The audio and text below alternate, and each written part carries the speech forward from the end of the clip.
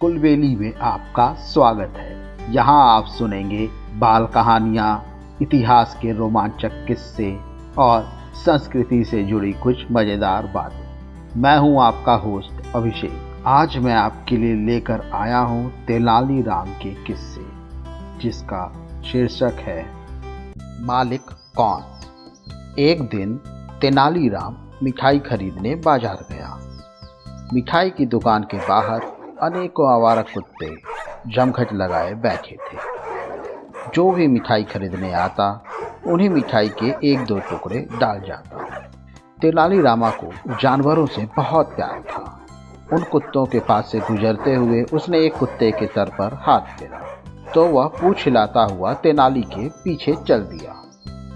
तेनालीरामा बिना ध्यान दिए मिठाई की दुकान में चला गया। उस कुत्ते को लगा कि तेनाली उसे साथ ले चलेगा, तो वह भी उसके पीछे मिठाई की दुकान में घुस गया। उसी समय दुकान का मालिक कुछ सामान खरीदकर वापस लौट रहा था। उसने तेनाली के पीछे इस गंदे कुत्ते को दुकान में घुसते देखा तो आग बबूला हो गया। वह चिल्लाकर तेनालीरामा से बोला, ओ तेनाली, तुम्हारी हिम्मत कैसे हुई इस गंदे सड़क के कुत्ते को लेकर मेरी दुकान में घुसने की? इसे अभी इसी वक्त यहाँ से भगाओ। दुकानदार की ऐसी तीखी बात सुनकर तेनालीराम सन्न रह गए और गुस्से से पलट कर बोला, तुम्हें किसने कहा कि यह मेरा कुत्ता है? यह तो कोई आवारा कुत्ता है जो मेरे पीछे लगा हुआ है। परंतु दुकानदार को यकीन नहीं हुआ। वह फिर बोला, तेनाली, तुम खुद को बहुत होशियार समझते हो। तुम पूरे शहर को बेवकूफ़ बना सकते हो, पर मुझे नहीं बना सकते। यह कुत्ता तुम्हारे पीछे पीछे दुकान में घुसा है, तो यह तुम्हारा ही तो है। इस पर तेनालीराम हंसा और बोला, श्रीमान, फिर तो यह कुत्ता आपका मालिक है। यह सुनकर दुकानदार का मुंह गुस्से से लाल हो गया। वह जोर से चिल्लाया, क्या मतलब है तुम्हारा?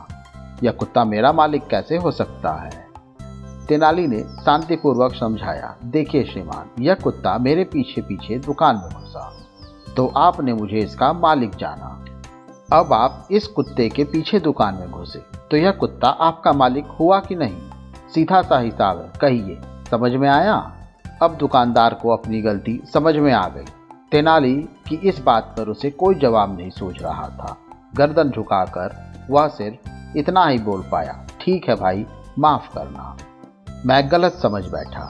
यह कहकर उसने मिठाई के कुछ टुकड़े दुकान के बाहर फेंक दिए। वह कुत्ता झट से दुकान के बाहर भाग गया। मुझे उम्मीद है आपको ये कहानी पसंद आई होगी। ऐसी ही और कहानी सुनने के लिए हमारे चैनल को लाइक और सब्सक्राइब करें। इस कहानी को ज़्यादा से ज़्यादा शेयर करें। जल्द ही मिलते हैं एक और नई कहानी या किस्से के साथ। तब तक के लिए धन्यवाद।